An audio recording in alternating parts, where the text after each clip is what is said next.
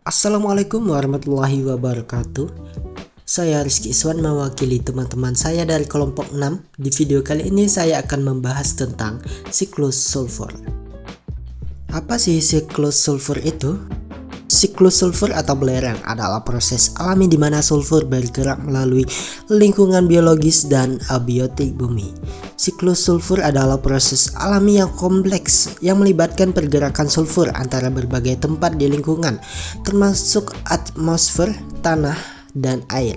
Selain itu, siklus sulfur juga membantu menjaga keseimbangan sulfur dalam ekosistem bumi yang sangat penting untuk mendukung kehidupan di bumi. Siklus sulfur melibatkan pelepasan sulfur ke atmosfer yang merupakan proses alami yang biasanya terjadi melalui letusan gunung berapi. Selain proses alami, pelepasan sulfur ke atmosfer juga disebabkan oleh aktivitas manusia berupa hasil pembakaran bahan bakar fosil yang menghasilkan gas hidrogen sulfida, sulfur dioksida, sulfat, dan dimetil sulfida. Dengan adanya sulfur di atmosfer memungkinkan turunnya sulfur melalui air hujan.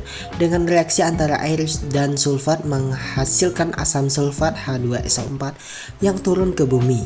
Hujan asam dapat mempengaruhi keasaman tanah dan air sehingga mengganggu aktivitas makhluk hidup serta mempercepat pelapukan bahan bangunan dan korosi besi yang terpapar. Asam sulfat dari hujan asam akan diserap ke dalam tanah melalui infiltrasi dan aliran air ke badan air yang kemudian mengendap. Infiltrasi adalah proses penyerapan air di permukaan ke dalam tanah.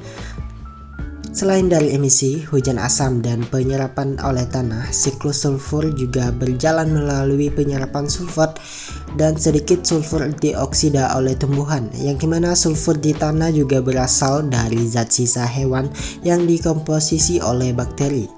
Sulfur yang masih di tanah mengendap hingga keluar kembali saat ditambang dan melalui aktivitas vulkanis. Sekian pemaparan tentang siklus sulfur. Apabila ada pertanyaan silahkan ditanyakan ya. Terima kasih. Wassalamualaikum warahmatullahi wabarakatuh. Sampai jumpa di lain waktu.